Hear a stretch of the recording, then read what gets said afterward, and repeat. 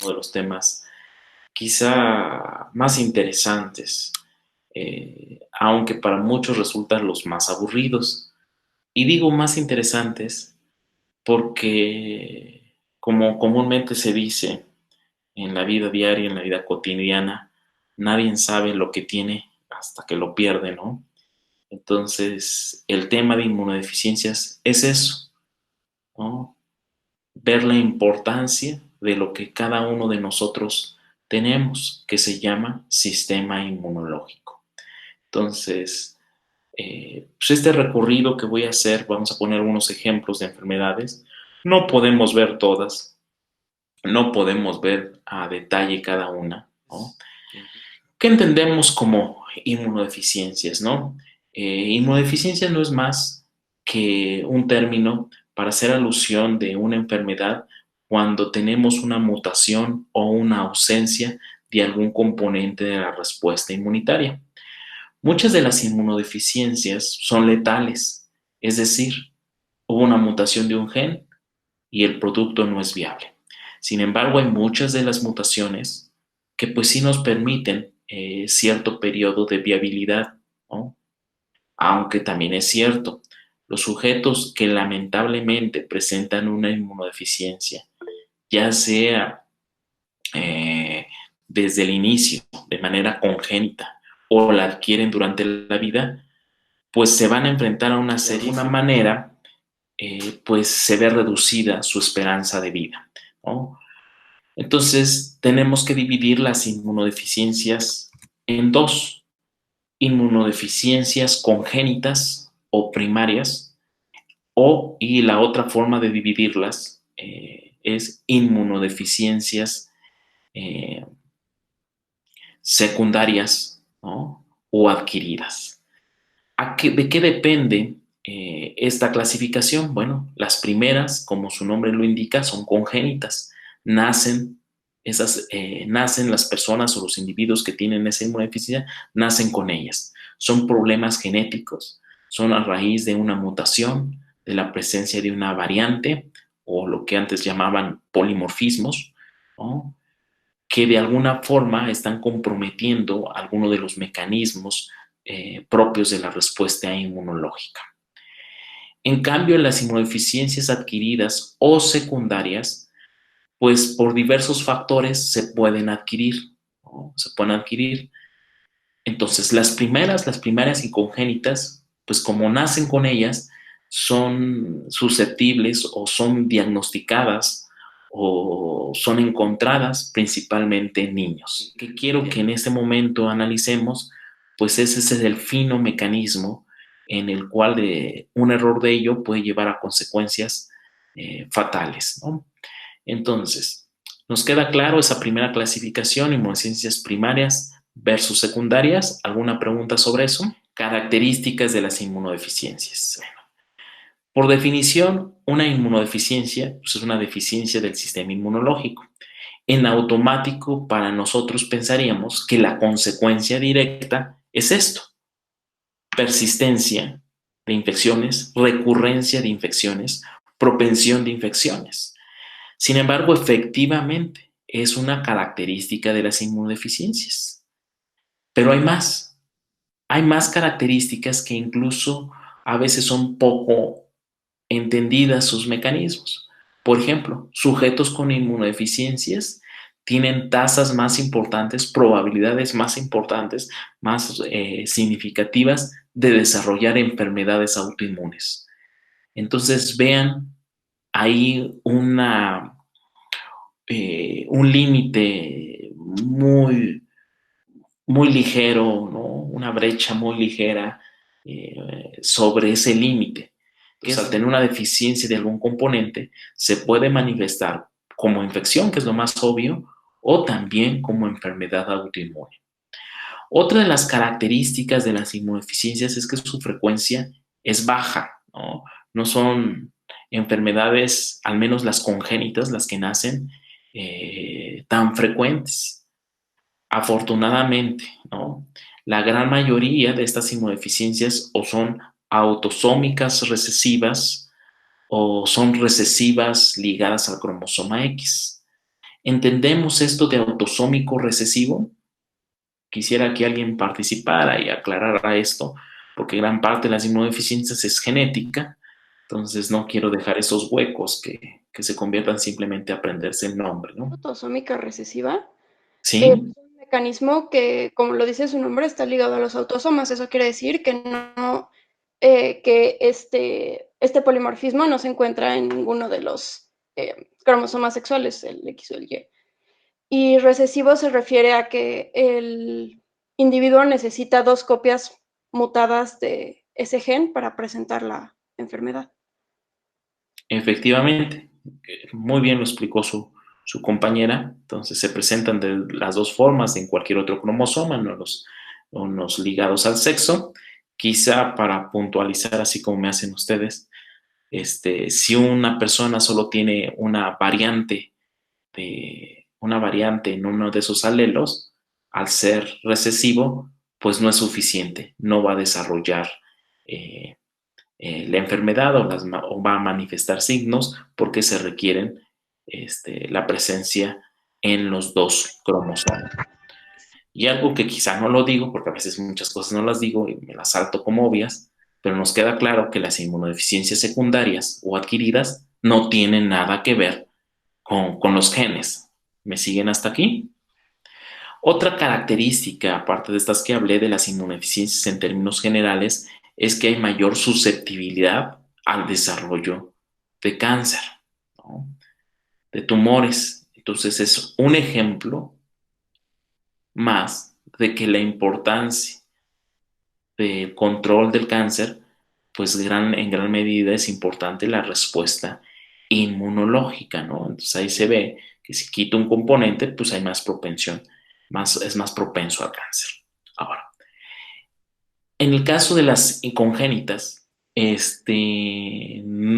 ok, ya entendí por qué está la confusión. O sea, el cáncer es un factor que predispone a una inmunodeficiencia. Si lo ve así, sí, pero la presencia de cáncer me lleva a una inmunodeficiencia, pero es adquirida. Ajá. ¿El culpable quién es? El cáncer. Pero desde el otro contexto, que son las inmunodeficiencias congénitas, las que nacemos, es al revés. El tener una inmunodeficiencia congénita o una inmunodeficiencia primaria pues aumenta la probabilidad de desarrollar cáncer, así como aumenta la probabilidad de desarrollar infecciones persistentes o recurrencia de infecciones. Entonces, el cáncer participa en ambos. Entonces, podemos encontrar algunos genes, hablo ahorita de las congénitas, de las que nacemos por los genes, esas mutaciones, esas variantes, ¿no? Pueden darse en diferentes etapas. Puede ser durante el desarrollo de las células de la respuesta, durante su activación o durante su conversión a células efectoras. Entonces puede afectar a una o varias o a muchas células. Entonces, podemos hablar de clasificar las inmunodeficiencias de inmunidad adaptativa. ¿Por qué me salté a las adaptativas? Porque créanme que son las que más sencillo o más sospecha clínica puede existir. Por eso el cuadro que les muestro a continuación me divide las inmunodeficiencias congénitas, las primarias, pero solo de inmunidad adaptativa. Entonces, cuando hablo de adaptativa, puedo hablar de Bs y de Ts. Entonces, hay inmunodeficiencias propias de B, hay inmunodeficiencias propias de T y lamentablemente hay inmunodeficiencias que afectan a ambos, ¿no? Y así las vamos a clasificar, inmunodeficiencia de B, inmunodeficiencia de T, y las que afectan a ambos las vamos a llamar como inmunodeficiencia severa combinada. Entonces, cada vez, ¿no? Cada vez que avanza la inmunología, uno se da cuenta de algo bien interesante, que los sujetos que por alguna razón tienen infecciones, de esas infecciones que no son tan comunes en una población, ¿no? El origen realmente es porque en el fondo hay una inmunodeficiencia primaria o congénita. A ver si me explico mejor. Todos hemos escuchado Bueno, es que quizá en estos tiempos de pandemia no nos sirve mucho este ejemplo, pero lo voy a tratar de explicar. Neumonía. A muy pocas personas les da neumonía. Las neumonías principalmente son de la gente, de los adultos mayores. Entonces, una neumonía que les llega a dar a un sujeto joven, pues es algo anormal. Y eso está relacionado, cada vez hay más evidencia que ese sujeto desarrolló una neumonía en etapas que no son comunes porque se relacionaron a un cuadro de inmunodeficiencia. Puede ser congénito o puede ser secundario o adquirido. Entonces, ¿a qué quiero llegar? A que realmente enfermedades pues que no son comunes y que les dan a sujetos que incluso son persistentes, pues de alguna forma pues se debe a una inmunodeficiencia. Se los pongo así con un ejemplo que seguro recuerdan. La gran mayoría, o espero que casi a todos, les ha dado varicela. Cuando les dio varicela, las lesiones, ¿dónde las tenían? Aparte de que no hay tratamiento, aparte de que los mandan a casa y los ponen a estar en su cama y que no contagien a nadie, ¿dónde tienen las lesiones? En todo el cuerpo.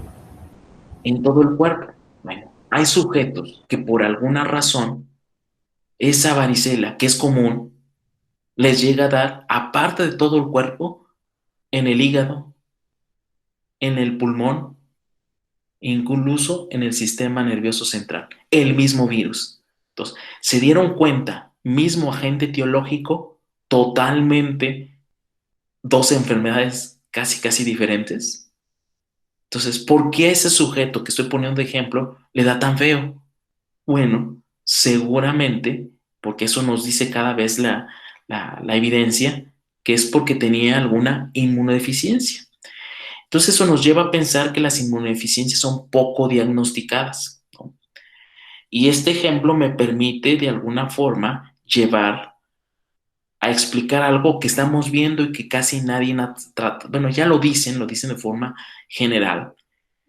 Pero, entonces, ¿qué son las pruebas de laboratorio? ¿Cuáles son las sospechas clínicas? Bien, si tienen infecciones recurrentes por bacterias piógenas, ¿no?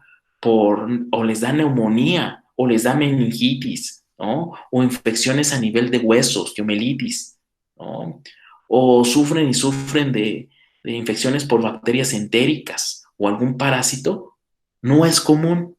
Seguro estamos hablando de una inmunodeficiencia. Si están susceptibles a infecciones, generalmente por bacterias ubicuas, las que se catalogan atípicas, o por infecciones por hongos, independiente del pie de atleta, cualquier otro tipo, aspergilosis, cándida, ¿no? Cándida en sus enfermedades no tan comunes, ¿no?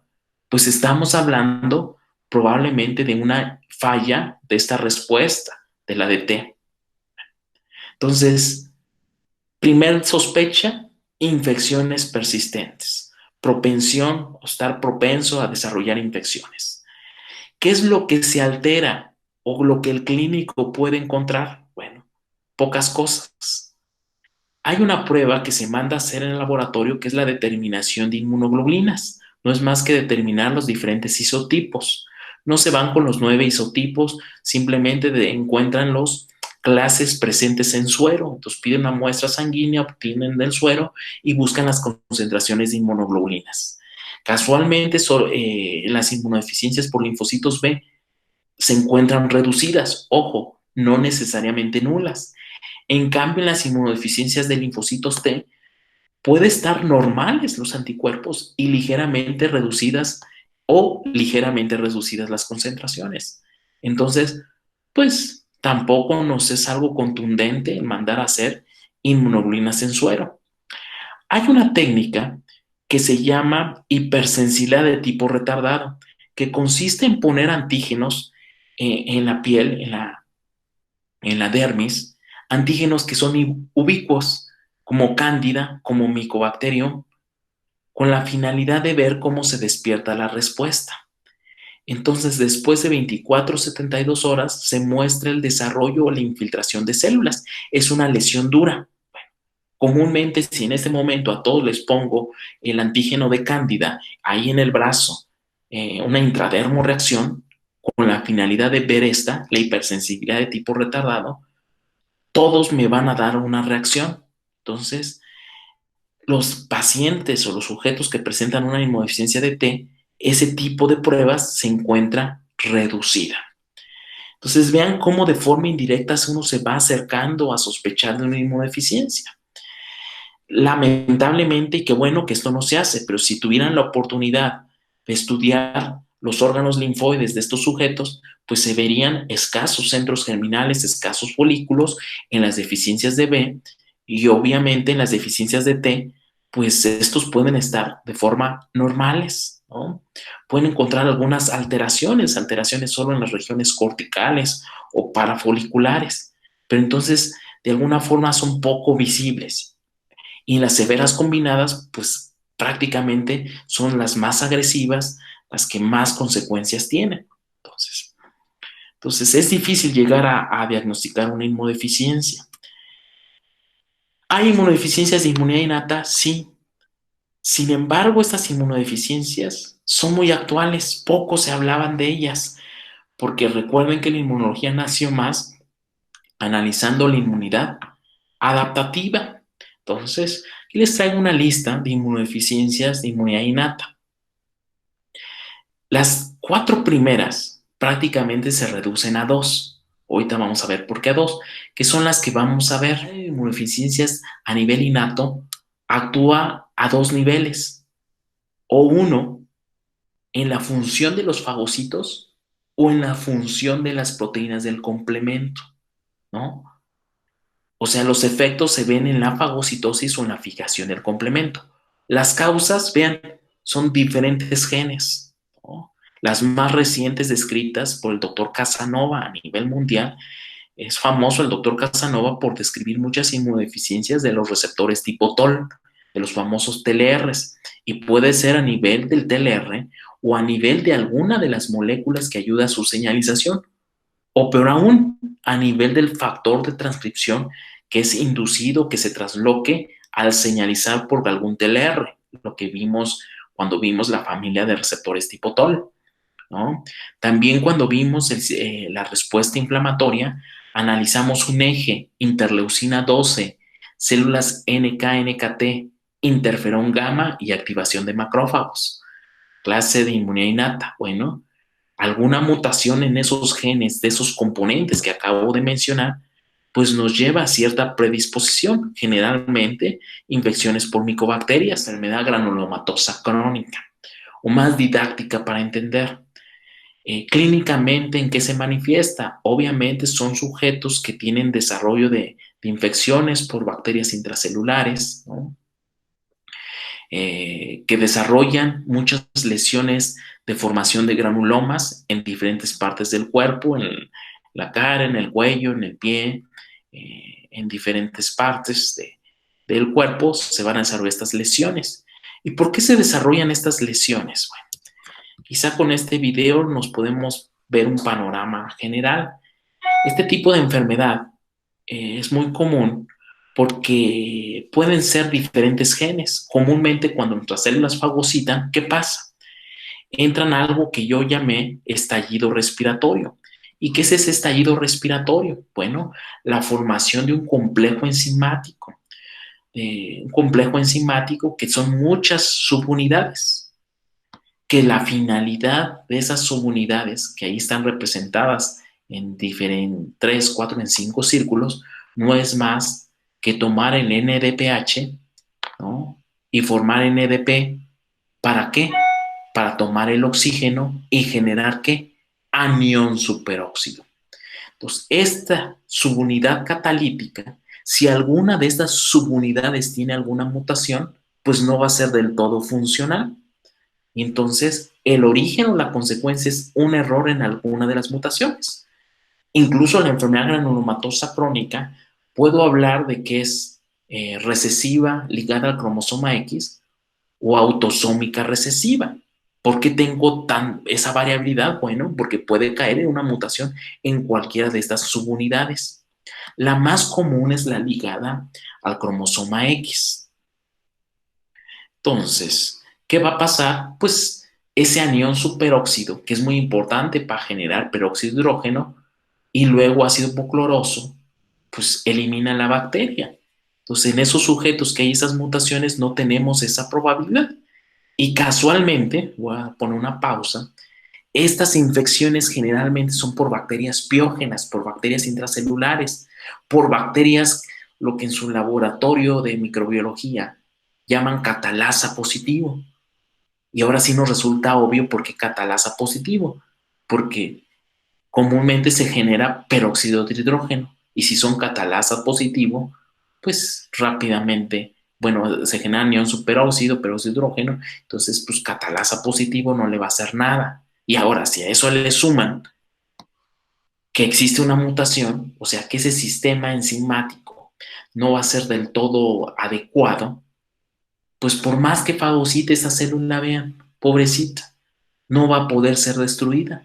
Entonces, al no poder ser destruida, pues va a entrar la inmunidad adaptativa, va a entrar la respuesta de T, va a entrar el reclutamiento de cada vez más macrófagos. Bien, en todos estos sitios, intestino, pulmón, en la piel, se van a generar granulomas, ¿no? Afortunadamente, es muy poco frecuente. Aproximadamente dicen que en Estados Unidos nacen 40 niños al año, ¿no? De todos los millones que nacen eh, con esta enfermedad. Entonces, es un clásico ejemplo de una enfermedad, de una inmunodeficiencia, de inmunidad innata, que su afección es a nivel de la fagocitosis. Otra de las clásicas que no traigo diapositiva era inmunodeficiencias de complemento. Yo les hablaba que una inmunodeficiencia de complemento en clase de inmunidad innata, en las clases finales de complemento, lejos de ser propenso de infecciones, también de bacterias piógenas, también tienen otro problema, a desarrollar más enfermedades autoinmunes, tipo lupus. ¿Alguien recuerda por qué me atreví a decirles eso? ¿O por qué se asocia esa inmunodeficiencia de complemento a desarrollo de lupus?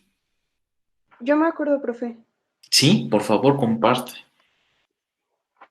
Porque se acumula, o sea, las anafilatoxinas, la C3A y la C5A, son cosas que se deben desechar. Y entonces ocurre cuando esto no se desecha de forma adecuada, entonces eso quiere decir que el complemento no está funcionando bien y se queda, pues, se rompe la tolerancia y resulta en el lupus. Efectivamente. Su compañera nos habla de algo importante del complemento. Lejos de alterar el complejo de ataque a membrana, es un mecanismo de depuración, ¿no? Depurar cualquier cosa. Su compañera aterriza depurar las anafilatoxinas. Entonces, si no depuran anafilatoxinas, pues tienen inflamación constante y daño a tejido propio. Daño a tejido propio en un contexto de inflamación exagerada, no controlada, pues desarrolla la ruptura, como bien lo comentó su compañera, esa ruptura de esa autotolerancia, ¿no? Y dicho en términos más generales, no tan concretos, pues podemos decir que el complemento depura, y algo de lo que depura bastante son complejos inmunes. Entonces imagínense que sus complejos inmunes se estén depositando en órganos, pues ahí en el órgano va a haber un daño, una inflamación, y eso es, damos los factores ambientales, ¿no? Para que se pueda desarrollar o se pueda romper esa enfermedad, se pueda romper esa tolerancia a lo propio. Entonces, ya tienen a su lista dos enfermedades de inmunodeficiencias congénitas con su consecuencia por todo lo que han aprendido de inmunología.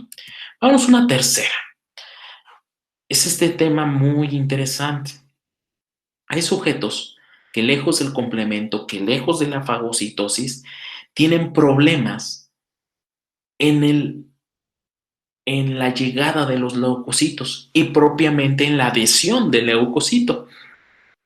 Entonces, para ello, recapitulo un poco este video, donde todos sabemos que para que los neutrófilos lleguen a los tejidos, ¿no? Están en sangre, Ustedes fueron de los afortunados que pudieron ver al microscopio los leucocitos, los neutrófilos.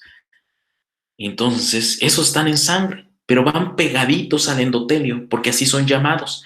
A este proceso que ven ahí, que es el conjunto de P-selectinas, de moléculas de adhesión, para que pueda ir rotando el leucocito. El ejemplo de un neutrófilo, vean qué bonito. Son adhesiones débiles que permite la conexión. Bueno, cuando por alguna manera, voy a retroceder tantito, este tipo de adhesiones, ¿no? Este tipo de adhesiones, de alguna forma, está mediada por moléculas de adhesión, ¿no? Tipo selectinas, ¿no?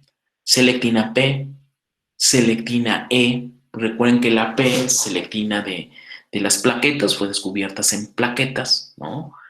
Entonces, o la selectina E, que es esta que está en amarillo, es la selectina eh, de endotelio. Entonces, ¿qué le está reconociendo al leucocito? Bueno, las selectinas reconocen partes de glúcidos de carbohidratos, ¿no? Entonces, lo que reconocen es el cialil de Lewis. El cialil de Lewis no es más que en la parte externa tiene una fucosa. Entonces, lamentablemente, hay sujetos que tienen una defectuosa enzima que transporta la L-fucosa a la última cadena. O sea, la L-fucosil no está funcionando a nivel de ese tráfico del aparato de Golgi. Por lo tanto, las células no tienen esa cadena de glúcidos completa. Entonces, ¿qué va a pasar? Pues este rodamiento que tendrían que hacer las células comúnmente no es efectivo. Y entonces, si no es efectivo, no permite que la célula haga estas conexiones, de pasar de una adhesión fuerte a una adhesión, de una adhesión débil a una adhesión fuerte. Y mejor aún, que pueda permitir, ahí en el sitio cuando está rodando, a recibir señales por quimiosinas. Lo que están viendo en el video no es más que un reconocimiento de una quimiosina por un receptor de quimiosina. Entonces vean, gracias a que iba rodando, pudo captar esa quimiosina ya cuando se estaba acercando. Y la captación de la quimiosina hace lo que acaban de ver, señalizar al interior de la célula para expresar nuevas moléculas en la superficie del leucocito. Bueno, hay sujetos que tienen alguna mutación en las vías de señalización de las quimiosinas y eso les va a llevar a que no hagan esto. O sea, no sea tan eficiente la expresión de nuevas moléculas. Entonces, ya mencioné dos. Deficiencia en la cadena L-fucosa, en la fucosiltransferasa. Deficiencia en alguna de la serie de moléculas que permite la señalización mediada por quimiosinas. No vamos a lograr lo que estamos viendo. O peor aún, podemos hablar de que no tiene los genes o hay una variante, una mutación en los genes, consecuencia de esa señalización. Y la consecuencia de esa señalización por quimiosinas no es más que la expresión de esas moléculas que se están reclutando. Y esas moléculas que se están reclutando se llaman integrinas. Como se ve ahí, esas integrinas están formadas por heterodímeros, beta y alfa integrinas. Esas beta integrinas, vean lo que son importantes, se activan, entonces hacen una adhesión más fuerte. Y esa adhesión más fuerte, pues va a permitir decirle a la célula, tú que venías rodando, aquí frena, porque aquí tienes adhesiones más fuertes. Y en esas adhesiones más fuertes es donde va a ocurrir lo que están viendo a continuación.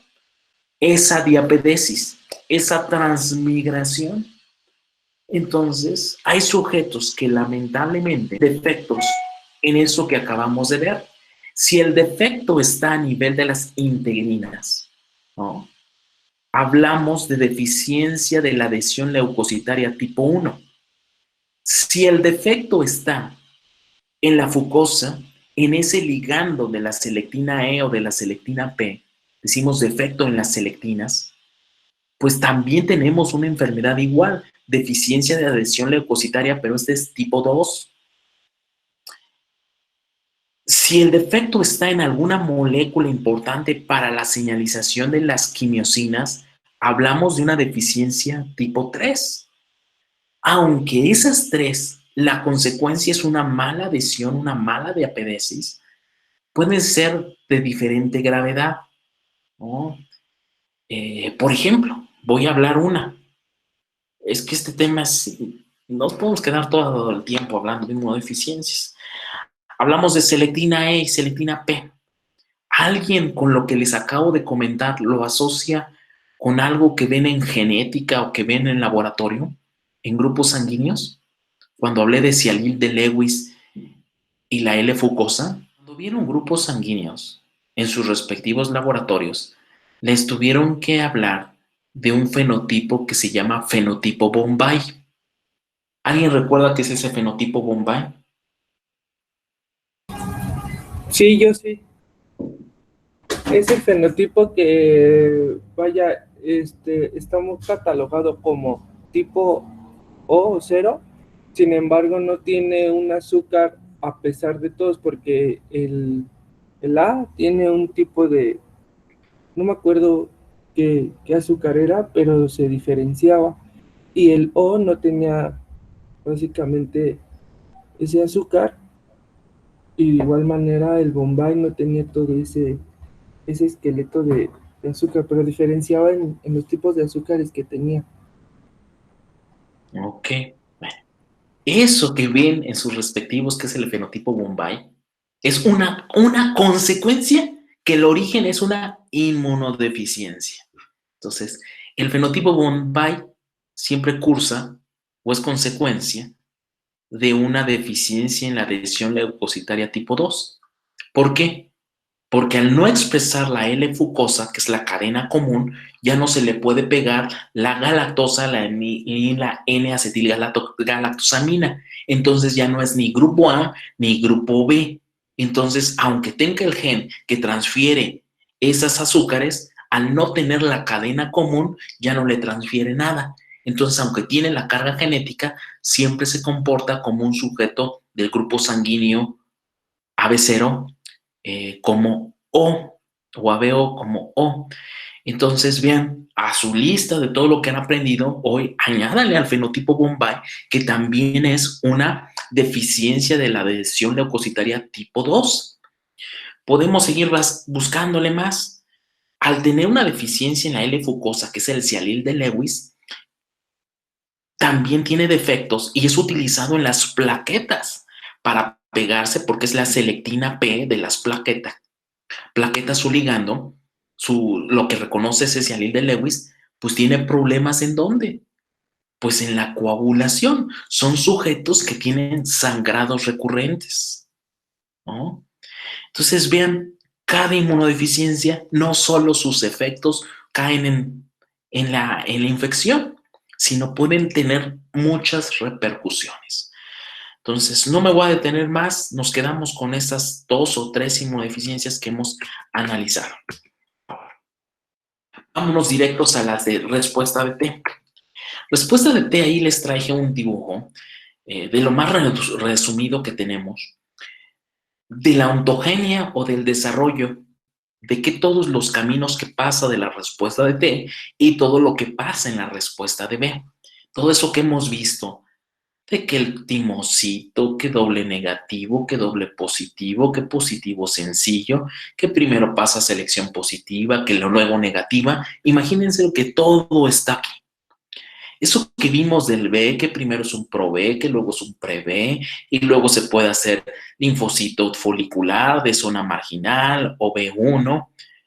¿Se acuerdan todo eso? Bueno, que esto ocurre en médula ósea, esto en timo, esto ya es en la periferia, todo eso. Bueno, participan muchos genes. Bueno, se han encontrado ciertas variantes génicas o mutaciones sobre esos genes. Vean, aquí están los genes responsables que participan en todos esos procesos que conocen.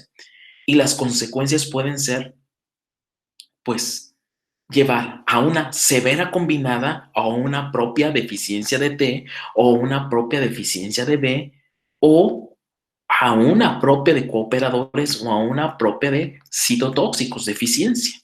Por ejemplo, puedo quedarme con una. Si la mutación está en RAC1 y RAC2, ustedes por sus clases han visto que RAC1 y RAC2 tanto participa para el desarrollo de B como para el desarrollo de T.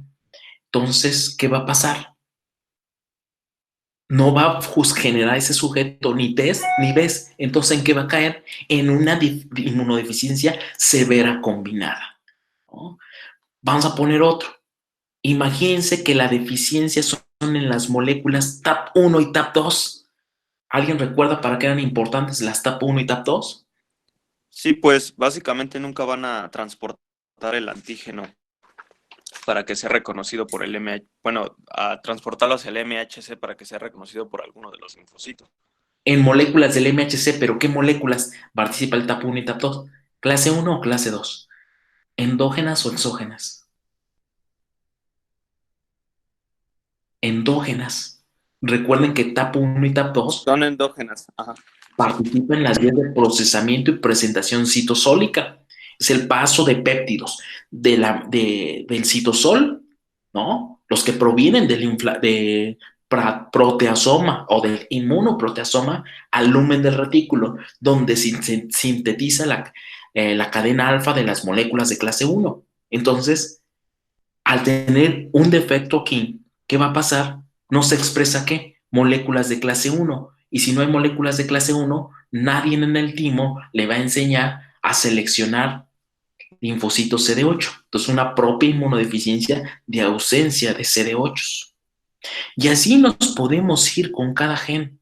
No busco eso, ni tampoco busco que cuando traten de estudiar en los libros se me vayan a traumar viendo N cantidad de enfermedades y N cantidad de genes. Entonces, ese es el panorama general.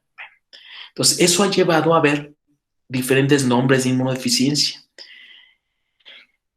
que muchos de ellos comparten genes. Miren, estos se comparten aquí y acá. Por eso hablamos de inmunodeficiencias combinadas graves, o sea, que están en ambos, tanto en B como en T, ¿no?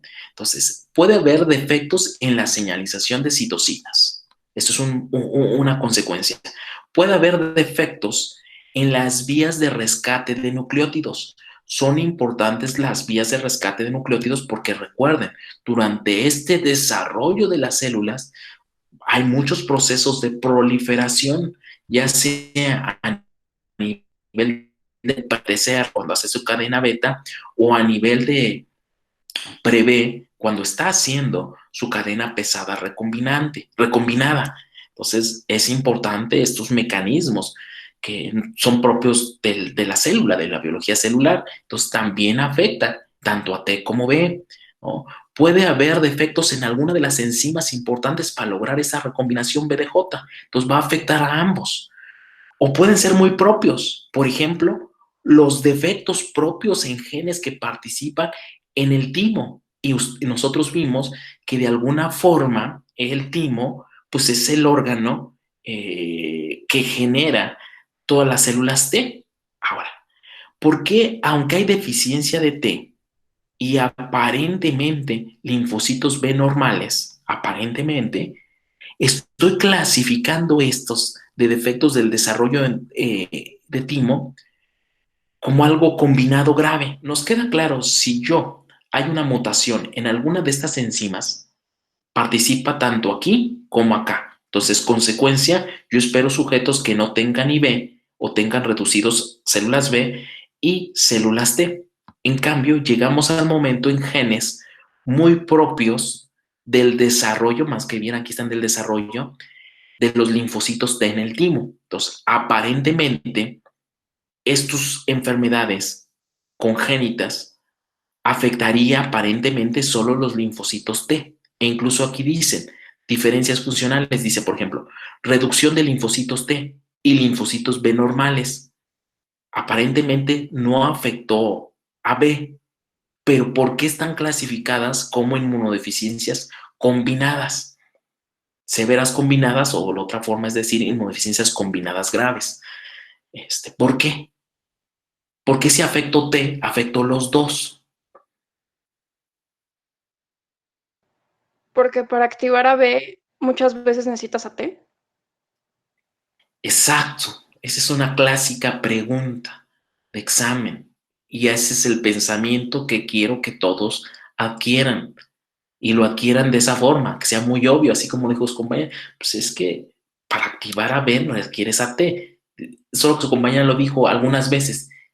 Generalmente, la activación de B de los foliculares son la gran mayoría. Siempre requieren al T. Lo que más hay es antígenos timodependientes. Entonces, prácticamente, el bloquear a T, el no tener adecuados T, pues directamente, bueno, es indirecto, pero van a tener una consecuencia prácticamente los B por esa activación, porque los que más predominan de estos Bs, no olviden que son los B foliculares o también conocidos como B2. Entonces, por eso, esos errores o esas mutaciones caen en unas inmunodeficiencias graves, ¿no? Combinadas. ¿Dudas hasta aquí? No solo puede ser las mutaciones a nivel del desarrollo la ontogenia, también puedo tener mutaciones durante la activación de las células. Y vean, pueden ser errores a nivel del priming inmunológico dendrítica T. Pueden ser cuando se van a diferenciar y se van a ir a la reacción de centro germinal. Vean, aquí está la molécula ICOS, ¿no? Pueden ser en la interacción T con B, ¿no? Cuando el T con B va a entrar a centro germinal que requiere la molécula AID para la generación de mutaciones, o puede ser en esas señales de coestimulación, por ejemplo, ya sea en el ligando de CD40 por parte del T, o en el CD40 por parte de la célula presentada de antígeno, ¿no? Y caigo en consecuencias de inmunodeficiencia, o ya puede ser al final. Entonces, en todo momento puede haber una variante de un gen y nos puede dar consecuencias catastróficas. Vamos a analizar unas cuantas. Ahí les traigo las inmunodeficiencias. En términos generales, puede ocurrir tres cosas. Consecuencias de no tener la presencia de anticuerpos, a eso le voy a llamar agamaglobulinemias. Hay varias. O puede ser que el defecto sea niveles bajos de inmunoglobulinas, caemos en hipogamaglobulinemias, que prácticamente las hipogamaglobulinemias son defectos en los isotipos. O puedo caer en que hay una exageración de una inmunoglobulina, por ejemplo, en el síndrome de hiperigemia. Estas tres consecuencias, hay más, ¿no? Vean, las orígenes son diferentes. Voy a escoger dos. Bueno, las tres, voy a explicar una de cada una. La más común de las agamaglobulinemias fue incluso de las primeras inmunodeficiencias, descritas por el doctor Bruton, no Bruton. Bruton estaba estudiando el linfocito B y observó individuos, sujetos, niños, que tenían defectos genéticos en esa sinasa de señalización del linfocito B, la llamó sinasa de Bruton. Y esa sinasa de Bruton era muy importante para que se activen los B. Ahora imagínense, si el BCR no es funcional, ¿qué esperan? Que nunca tengan anticuerpos. Entonces, al no tener anticuerpos, pues caigo en una agamaglobulinemia. Esa enfermedad, pues hoy sabemos, o la clasificamos más que nada por su origen y llamamos que es una agamaglobulinemia ligada al cromosoma X, porque en el cromosoma X se encuentra este gen, que es el gen BTK, es una sinasa del linfocito B, es la misma que descubrió el doctor Bruton. Entonces ahora se llama así, antes la llamaban síndrome de Bruton, pero hoy se llama una agamaglobulinemia ligada al cromosoma X. ¿Por qué me detuve en esta? Porque por mucho tiempo no es nada nuevo, se hablaba de terapia génica. ¿Alguien recuerda el primer sujeto tratado con terapia génica?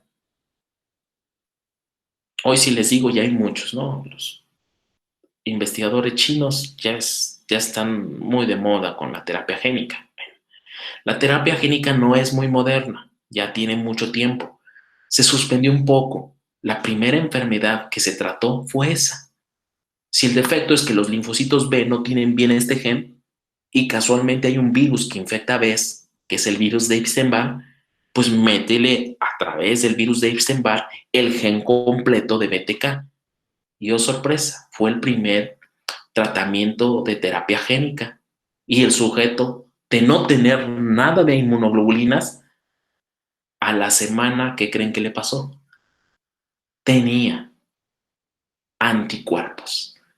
Fue el boom, se hablaba del primer sujeto curado por terapia génica. ¿Y qué creen que pasó? Se murió ¿De qué creen que se murió? de hipersensibilidad o de la cosa completamente contraria. De un cáncer, y de un cáncer de linfocitos B, ¿no? De una leucemia de linfocitos B.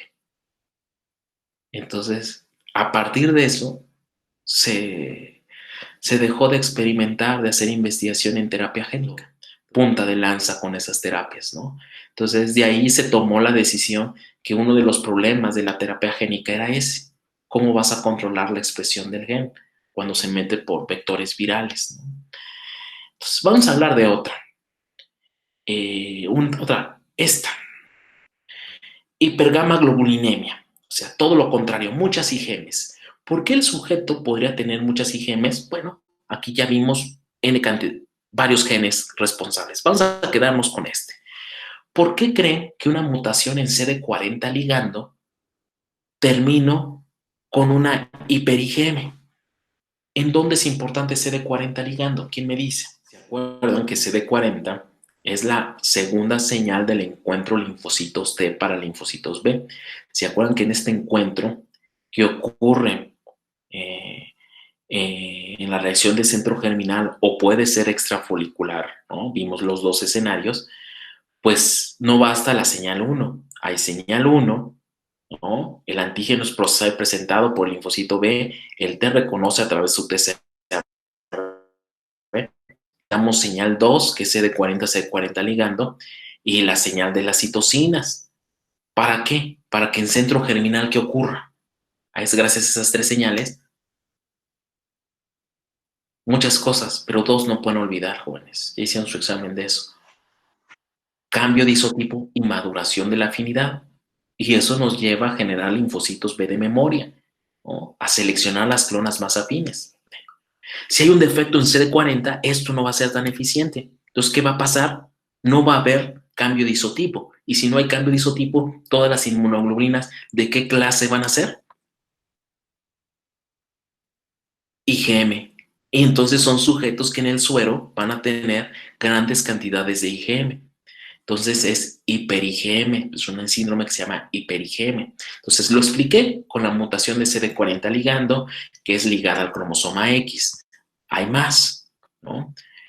A veces, pues el problema está, por ejemplo, en AICOS, muy importante para el cambio de isotipo, y pues nos va a llevar a que no tenemos pues los isotipos adecuados o el número está reducido y caemos simplemente en hipogamaglobulinemia.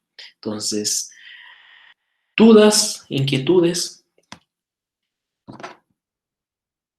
regálenme 2 minutos, 3 minutos para concluir esto. ¿Hay respuestas de inmunodeficiencias propias de linfocitos T? Sí, muy propias de T, que en esta vía solo está afectando a este nivel. Voy a regresarme, aquí están. Afortunadamente son poco frecuentes. Puede ser el defecto a nivel de las moléculas del MHC, a nivel de la señalización del TCR, u otros genes, por ejemplo la perforina, a nivel de la fase efectora, son muy propias de T. Entonces, por ejemplo, esta de las perforinas, pues no necesariamente está afectando a los B. Vamos a dejar aquí las inmunodeficiencias congénitas o primarias y vámonos a las secundarias o adquiridas. Y prácticamente así como me hicieron la pregunta al inicio, pues esta va a aterrizar muy bien. Las adquiridas se adquieren, prácticamente, ese es su nombre. Las consecuencias pueden ser diferentes. Las más comunes o la más sonada, así como hoy es sonado el SARS-CoV-2, en los 90 la epidemia era pues muy diferente, pero lo que más sonaba de infecciones era el virus de inmunodeficiencia humana. Hoy en día creo que a estas generaciones, en esta vida actual, ya no suena tanto, pero fue un virus que llamó mucho la atención. ¿Por qué? Porque casualmente ese virus enseñó mucha inmunología porque infecta los linfocitos TSD4. Entonces, al infectar linfocitos TSD4, pues llevaba a la eliminación, ¿no?, de los linfocitos CD4 y pues se convierte en una inmunodeficiencia. Otros factores que pueden causar esto, pues es la mala alimentación, ¿no? Hoy en día se habla mucho de que para defenderse de forma adecuada, para activar de forma adecuada el sistema inmunológico, pues requiero pues una buena alimentación. Entonces, sí, efectivamente, deficiencia de ciertos componentes nutricionales, pues nos puede llevar a alteraciones metabólicas y pues su impacto en la respuesta inmunológica. El cáncer. Realmente la inmunodeficiencia adquirida por el cáncer de forma más directa, pues es que la gran mayoría de cánceres, no todos, lamentablemente, pero algunos, pues la forma de terapia es lo que comúnmente se dice quimio-irradio. ¿Y qué es quimio-irradio? Pues irradiación y fármacos quimioterapéuticos, que los mecanismos de acción o lo que están buscando estos fármacos no es más que eliminar células que están proliferando. Y hablar de células que están proliferando, las que más proliferan, pues son las células inmunológicas, ¿no? Expansión clonal. Entonces, en automático, cuando un sujeto se somete a quimio y radioterapia como terapia contra el cáncer, pues lo que está eliminando aparte es las células de la respuesta inmunológica. Y peor aún, recordemos que las células inmunológicas se generan en médula ósea y lo que ocurre en médula ósea pues es una alta proliferación. Entonces la quimio y la radio pues también está eliminando no solo Ts y Bs que están en expansión clonal, sino elimina también las otras células de origen mieloide que están generándose y linfoide en médula ósea. Per se, algunos cánceres, propiamente las neoplasias, leucemias, que afectan médula ósea, o sea, cualquier cáncer que llega a hueso, a médula ósea, pues va a tener directamente una inmunodeficiencia, o ya propiamente las leucemias, que son cánceres de células inmunológicas, pues también nos va a llevar a una inmunodeficiencia adquirida. Algunos terapias, como vimos en autoinmunidad, extirpación del vaso, esplenotomía de vaso, pues nos va a llevar a una inmunodeficiencia. Nos queda claro que algunas son más severas que otras, ¿no? Algunas pueden controlarse, otras no tanto. También recordemos que, como vimos, no es posible hacer trasplantes.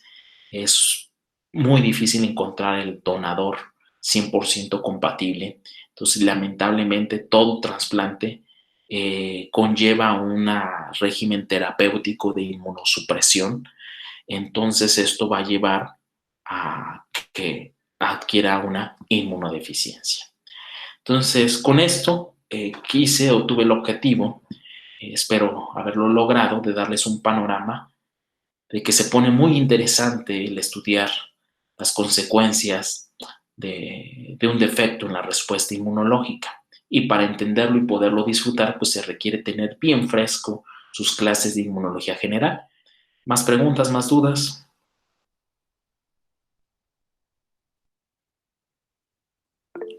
¿No? Pues si no hay más preguntas, más dudas, que tengan un excelente martes. Cuídense, no salgan, no tomen riesgos y que sigan gozando de salud ustedes y todos sus seres queridos. Y nos vemos pronto.